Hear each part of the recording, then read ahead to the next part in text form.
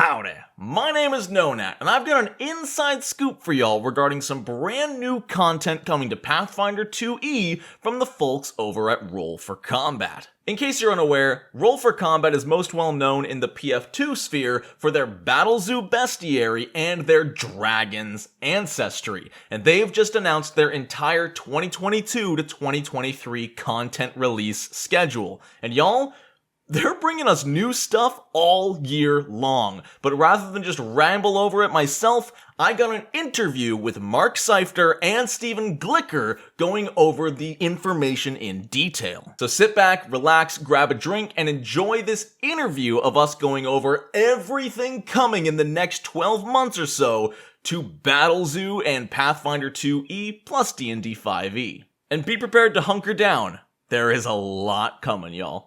Enjoy the interview. All right, I am here with Mark Seifter and Stephen Glicker from Battlezoo, here to show us all the cool stuff to come in the 2022 lineup, and I'm going to let them handle this, so whoever wants to go first, blow us away. Wow us. Wow us. Well, yes, Wow us. everyone's been very interested in this, and we're finally going through everything we're doing in the Battlezoo product lineup for 2022 and beyond. And this is 3 big announcements. And the biggest one is the very last one. So if you just want to skip right through and get to it, you can. But I'm going to quickly go through the first 2.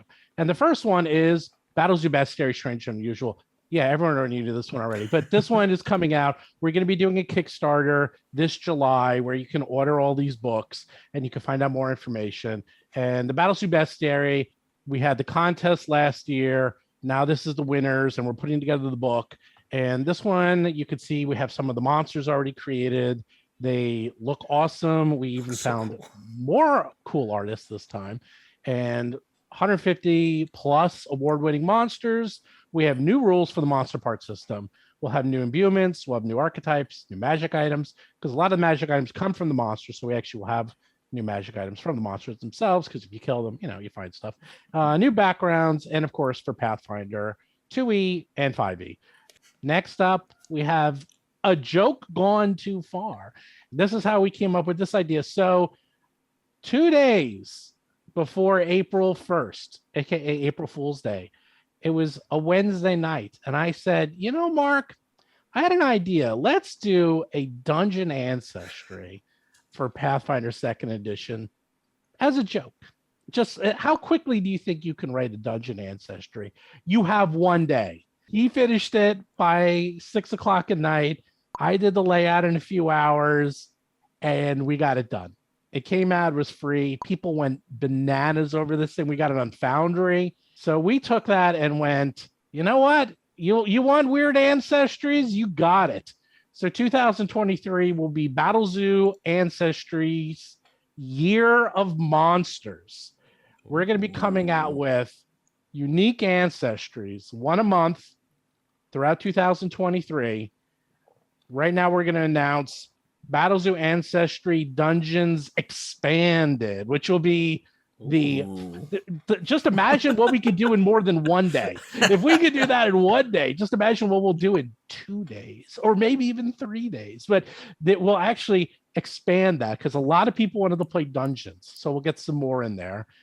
We're also going to announce Battlezoo Ancestry's Demons, because I know people always wanted to play demons. And Mark has a lot of ideas on that one. Not dragon level, but a lot. Not dragon level. We'll see if they hit enough stretch goals too. If we hit enough stretch goals, that might become a super duper sized ancestry. Also, intelligent weapons. Have you ever wanted to play an intelligent? Wouldn't you love to play one of the swords from Stormbringer? So you can now play an intelligent weapon. How we're gonna do it? I have no idea, but we'll figure it out.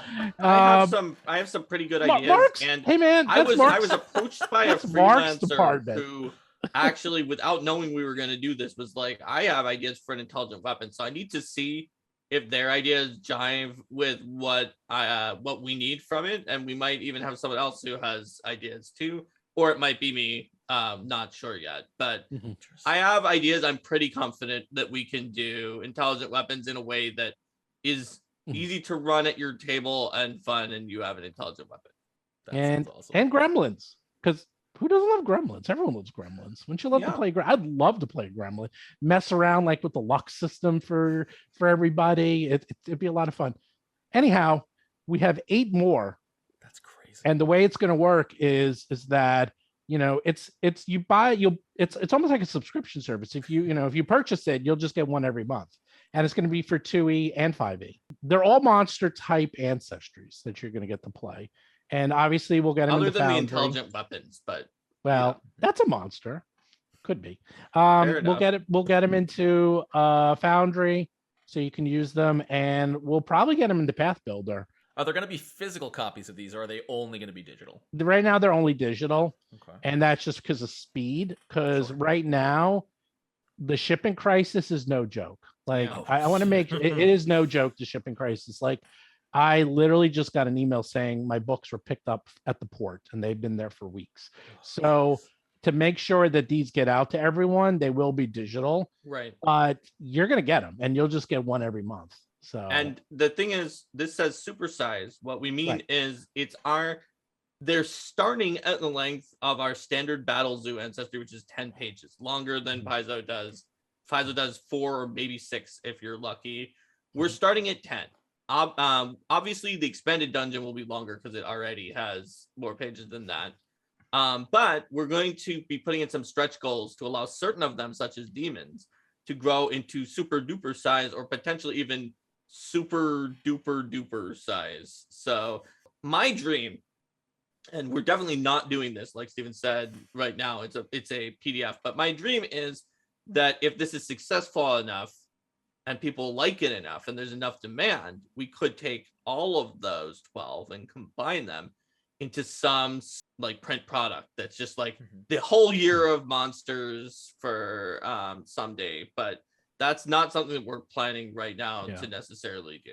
The most important part of this is coming out with an ancestry that is both interesting and balanced. And there's anyone who's going to know how to do an ancestry, it's Mark. So, I mean, seriously, at this point, I think a lot of people are looking for unique stories, something unique to play. But, there's people out there who want challenges. I mean, for some people who've been playing for 20, 30, 40 years, it's a dream to play as a dragon. It's a dream to play. Heck, for me, because I read a lot of lit RPG, playing as a dungeon is awesome. Like, that's something I've always wanted to do. So, well, even for new players joining either 5e or 2e, I can't tell you the number of times. Like, I'd have a friend in college who had never played any TTRPG before, and is like, "Oh, so can I play as like a dragon or something?" And 9 times out of 10, you have to say no.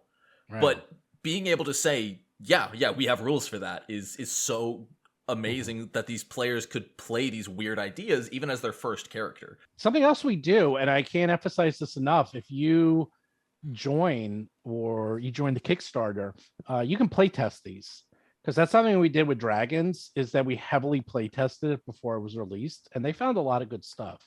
So I expect we're going to go through the same routine, is that we will write these, have people test them out, play test them, fine tune them, and then when we release them, you get a really well-balanced, thought-out ancestry. So it's not going through just 2 people. And that's coming out for the Kickstarter.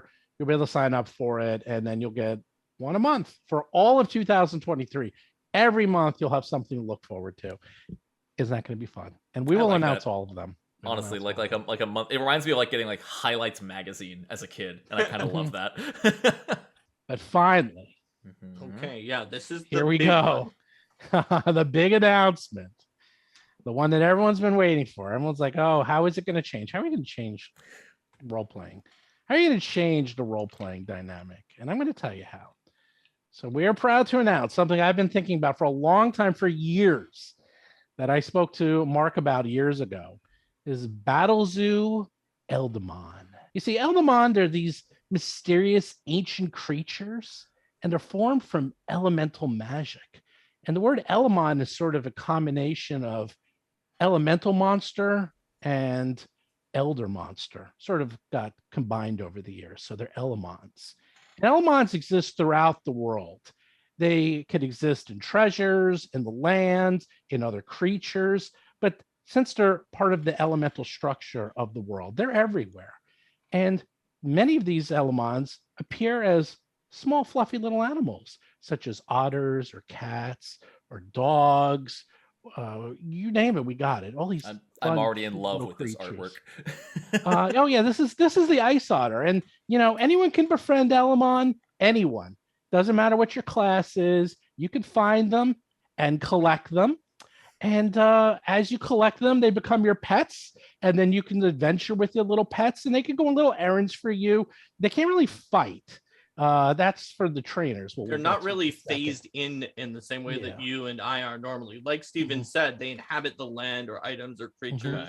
They're kind of phased out when they're in their little pet form, which is also why it's not like broken for the game, that you can collect hundreds of them without spending any feats if you feel like it. So would you say these are even less than like a familiar when you have the phased out ones that you're putting no investment into it other than that you just want to collect them because it's fun and you want to have cool pets and you play with them.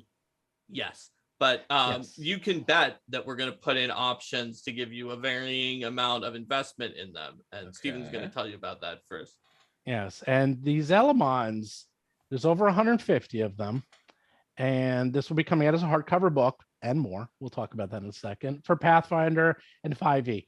And you're like, well, what are the 4 steps of, finding Eldemon? Well, the first step is you have to befriend them.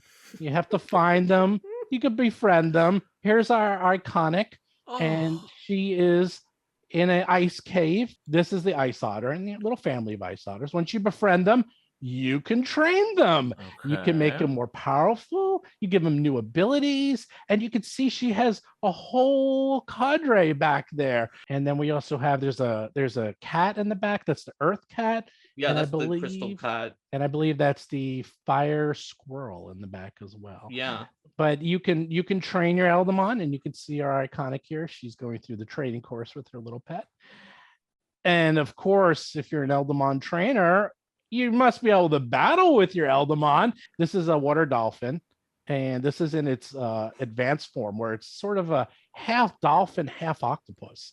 And she is fighting one of the strange unusuals. And then, of course, you can evolve them and battle your friends. And here's a fun little battle where you're just hanging out, battling a grass snake versus your ice otter. Yeah, the otter is super evolved. So one thing that is like, there's a lot of monster training games and they have different forms, but there's one thing that ours that's pretty different from all the other ones I've seen, at least, which is that you have the spirit form, the like pet form, and it's kind of phased out.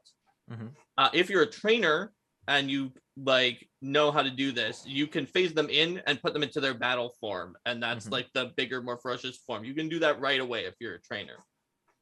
You evolve them into their evolved form, it's more powerful. But their spirit form is always the same, and they can always switch back to it when they're phased out. So like in a lot of other games, it's like, oh, I have this cute one, I really like it, but I have to make it into this big scary thing or else it's going to be weak. But in this case, you can always turn it into the cute pet form to play with and to bring around. And then when you need to, if it's evolved, it goes straight from that to the evolved form during a fight. Whereas if it's not evolved, it goes to the normal battle form. So here we see the evolved lotus snake, which has 3 heads. The normal battle lotus snake does not have 3 heads. But when you take it out of its battle form, this evolved lotus snake would go right back to the cute little pet lotus snake, and you could have it follow you and not like distress everyone in town. So the next slide actually goes through the forms, and you can see these are the 3 various forms for each Eldemon. We have the pet form. Now, anyone can befriend Eldemon. This is very important. Doesn't matter your class. You could be level 0. You could be an NPC. Doesn't matter.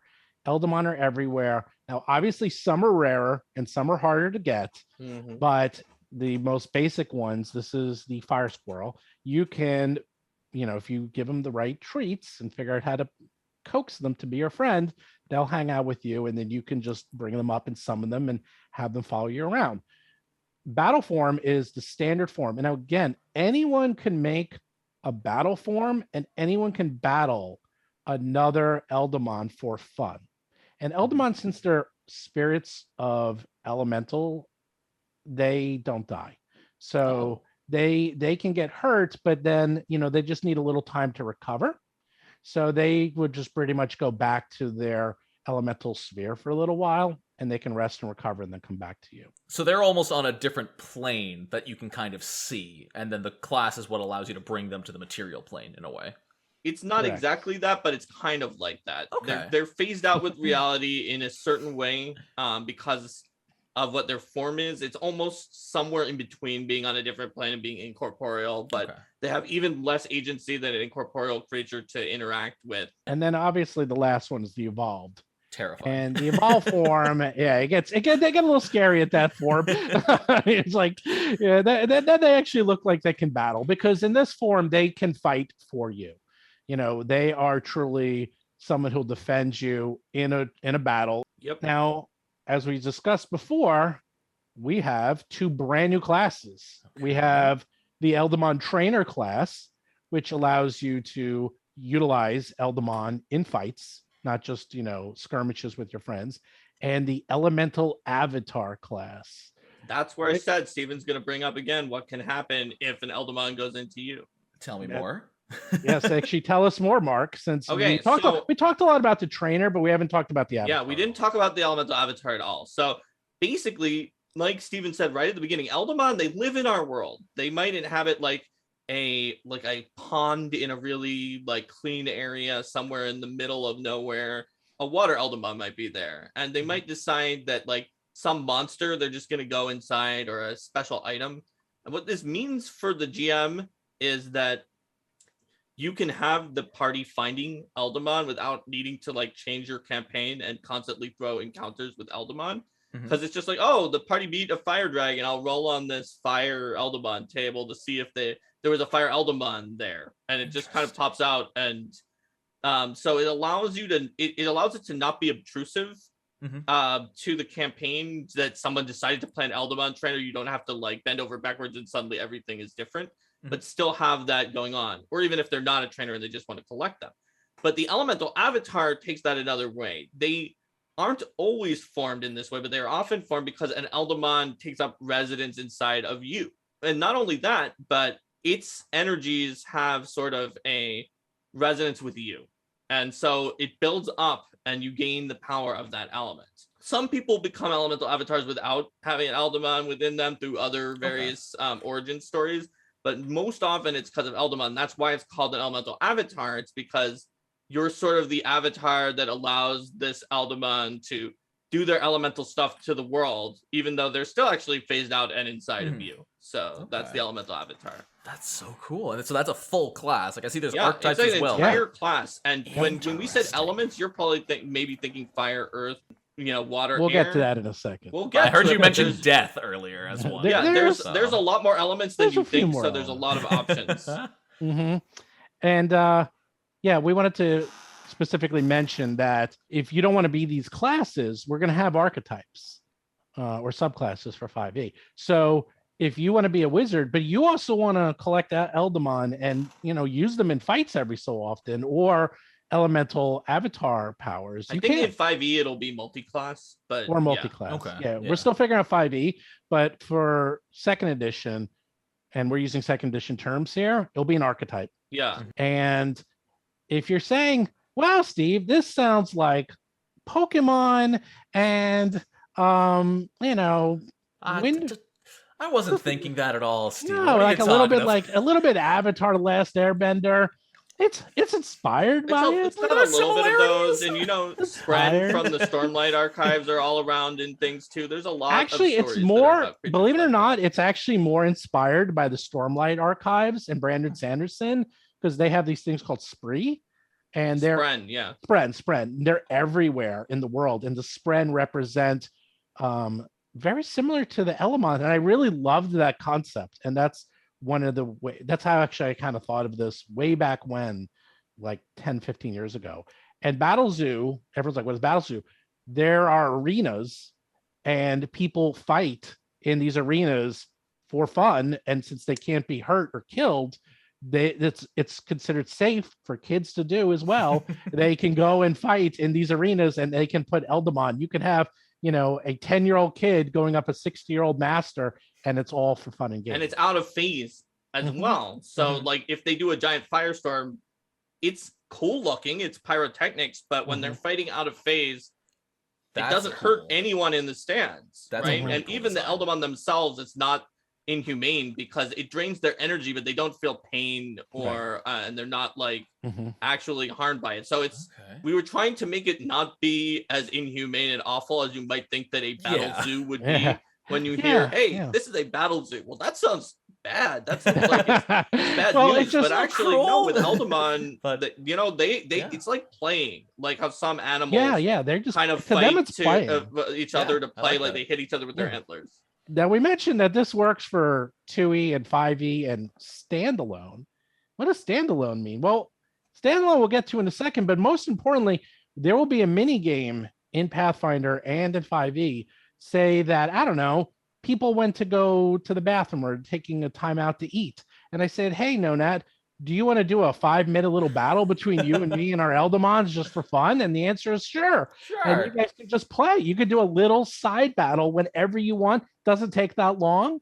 It won't hurt them. And you could just do battles on the side. So is it run like a normal combat encounter, or is it its own beast? So it's its own thing, and we'll get into it. But the faster version is even just like kind of a systemless. It uses the same abilities that you can learn on your character, but they have different mechanics because it's systemless, and it's a few slides from now. Okay. So the next one, we're going to go over the various elements. Holy cow. So just to be clear, 10 of these are definitely in the book, and the others are stretch goals. Yes. Okay. So we have like fire and water and earth, air, wood. Some of these are the core. The top 10, the ones in the 2 rows at the top. Yeah, those are the core, and then the stretch goals will be things like light, darkness, mind, spirit, body, music, metal, time, space, poison. And universal is not an element, but some special abilities can be used by any Eldemon, and so therefore they're universal. There's a rarity system for Eldemon. So, you know, ice otters and fire squirrels, you'll find those right away, level 1. But you're going to have to be higher level to find some of the more complex ones we haven't even thought up yet, but they will be, you know, there will be a rarity system. And some of them you might find at level 1, but they're rarer. The way that we're planning on doing that in most cases is having lots of tables. If you want to do it this way, you can roll to see, was an Eldemon there? Like, was it in there at all? Yes or no? And so, like, is it going to be like percentile probably? Yes, and then you kind of have a percentile table, and like Stephen was saying, based on the level, a higher level monster would have a higher level chance of getting the rare ones. But you might luck out and roll a 100 on a lower level monster and find a really rare Eldemon anyway, and just be like, yeah, I'm the person who's low level and has this really rare Eldemon. What I'm loving about this is, up to this point, I can't think of any system in a TTRPG that has collectible elements to it. You know, like you can collect like in-game, in-world artwork or something, but otherwise nothing like this. Nothing so fleshed out, which I'm really loving to see so far. And this is the fun part, is that if your GM really says, you know what, I don't want to have the Eldemon in the game directly, but it's okay if you want to collect them and do it on your own, or like, you know, because they don't want to take time out of the game. This system works. You know, it is a system like the player could roll the player percentile table. If the GM's like, that's a lot of tables to roll, assuming that the GM trusts the player not to cheat on the die roll. Okay. And the players can just do it on their own. So and this is great for kids. I mean, I can't emphasize this enough, is that we're writing this for everyone. We're designing this so anyone can use this system. And I feel like a lot of kids, especially if you're trying to get your kids or your daughters or your sons into role playing, having this element in the game will make it that much more fun. And who doesn't like collecting fun little cute creatures that then can appear as pets whenever you want? And also, you know, it can be just part of the game. You know, like, again, the GM can just say, you know, I'm not going to allow Eldemon trainers in my game. The GM might be like, I don't want Eldemon trainers, and I'm not going to let you collect Eldemon. But you can still do it. But the elemental avatar is fine. Yeah. Right? They might be like, the elemental avatar is fine. I don't want the creatures normally, but and then you've got up to 20 elements if we hit all of our stretch goals. So these are full all of going to be abilities, usable by the avatar? all of which are Yes. usable by this class that is even if your GM flat out won't let you use the Eldemon at all, you get huge value. Any special ability that the Eldemon could pick up, your elemental avatar could have. Ooh. We're not done yet. All Because right. there's one more surprise. What? That's right. The Battlezoo Eldamon living card game. That's right. This is a standalone game that can be played in multiple ways. It's quick and fun. It could take 5 minutes. It can take 10 minutes. Or we can even do tournaments. If you wanted to do professional tournaments, you can do it 1-on-1. You could do it 3-on-3. There's lots of different ways you can play this. There's obviously, heck, you could have 5-on-5 if you wanted. You could do teams. It's a very flexible format. And every year, starting with this year, we're going to have a new season and new decks. And the first season is Fire and Ice. And season 1 will have obviously decks for the Ice Otters and the Fire Squirrels. Oh, so each Eldemon is going to have its own deck. So yes. it's not going to be little just bit more for than that. one Eldemon, but Mhm.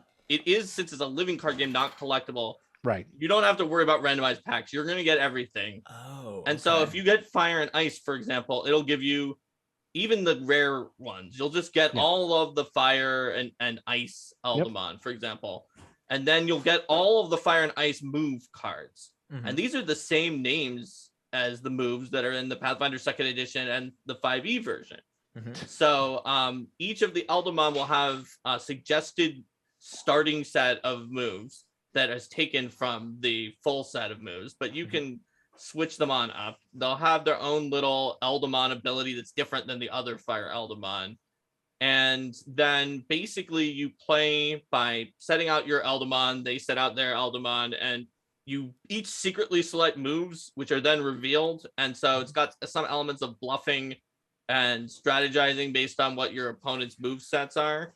Since moves have a different speed, and you might want your move to go first if it has a thing like canceling a move that goes after it or other things like that. That's really cool. Okay, nice. And so these are actual physical cards, I assume. Yes. Yeah, this is an actual physical card game.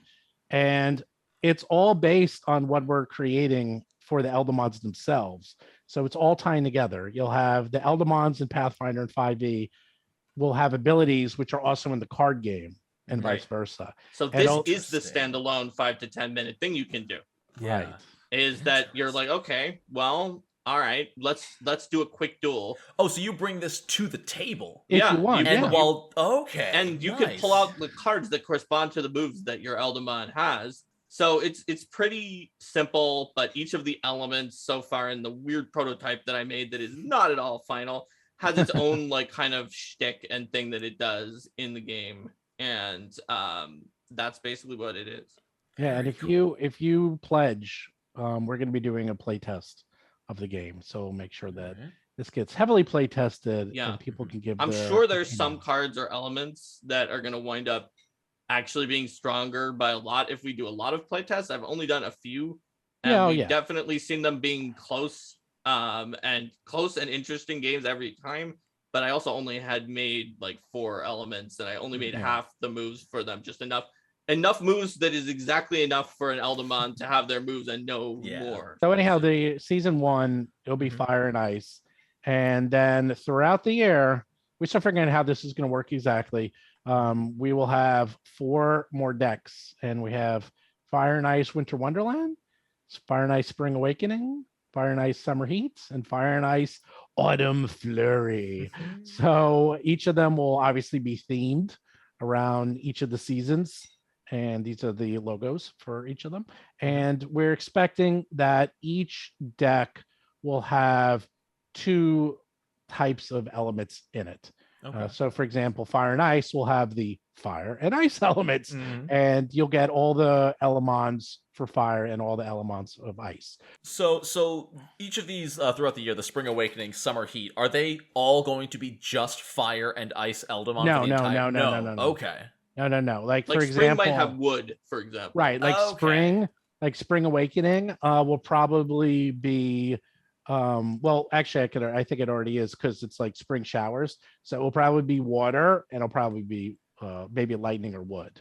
Like we're Okay, still so figuring out like which will be which. okay, so Fire and Ice is just the name of the season. Right. It's the name of the Okay. season, but it's also the name of the two elements. And then obviously, hopefully this does well, and then we do season 2, and then we can do light and darkness and mind and spirit and all the other ones. Well, and then if the stretch goals make it, and if Yeah, they if the don't, stretch here's the goals make thing: it. like, we're not done. If you like playing the game, we can create more fire moves for that one person who likes Fire Squirrel, Mhm. or we can give you like if we make a promo fire move.